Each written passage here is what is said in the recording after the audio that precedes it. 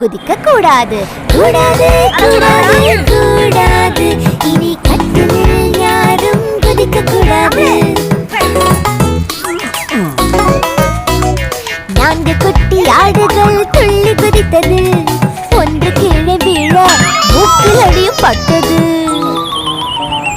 மருத்துவரை அம்மா ஆடு உடனே அழைக்க அவர் சொன்னார், இனி யாரும் குதிக்க கூடாது கூடாது கூடாது கூடாது இனி கட்டிலில் யாரும் குதிக்க கூடாது. 3 குட்டி ஆடுகள் துள்ளி குதித்தது. ஒன்று கீழே வீழ காலில் அடியும் பட்டது.